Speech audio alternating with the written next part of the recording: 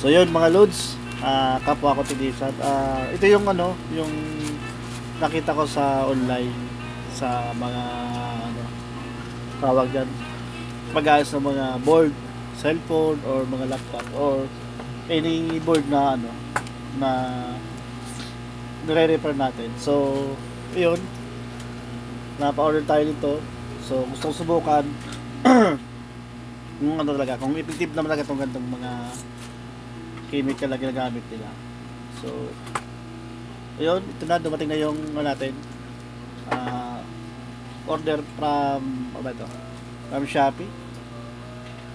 Dumating na yung ano natin. So kasi meron ko dito mga ginagawang board. So ito daw ay sa mga tawag yun, madali mong matrace yung umiinit. So ibig sabihin sa mga shorted na parts sa board natin. So using this ano chemical, madali natin matrace yung umiinit sa board natin. So pwedeng capacitor, MOSFET or diode, mga ganun. So yun, buksan natin yung ano natin, yung in-order sa online. So ngayon, hindi ko pa siya matry gawa ng buksan muna natin yung item. Nakita ko sa mga vlog to, sa mga tindahan ng mga cellphone parts, sa mga tools. So yun, ayan o. Yung iba dito, ayan na siguro, pamilyar sa ganitong chemical na ginagamit nila. So yun, ay gusto din natin mong subukan para mas madali yung trabaho natin sa pag-prepare ng mga board level.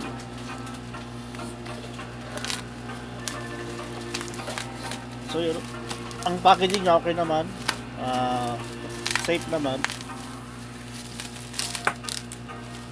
So yun, ayan o, kung familiar kayo dito sa ano, V9 called the motherboard. So yun, ito yung mga nakita ko sa online na ginagamit nila. Yan o, i-spray mo lang siya, tapos mag-supply ka ng current or ano, power supply. So ma-trace mo yung kung saan umiinit, kung saan part ng board. So ito yun, V9.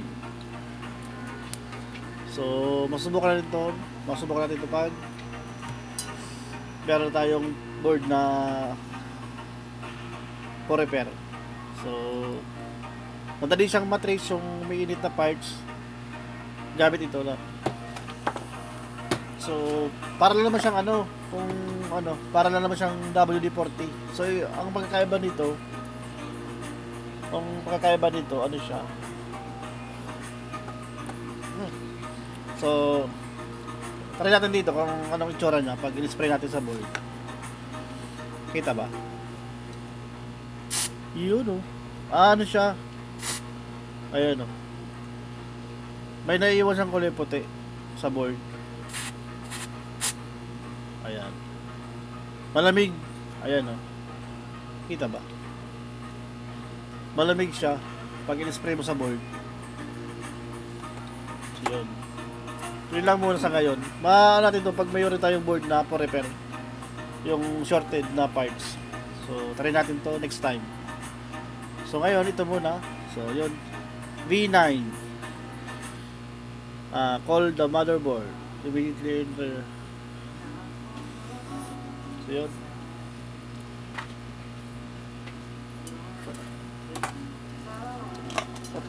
masuwa to next time pag meron tayong for repair na.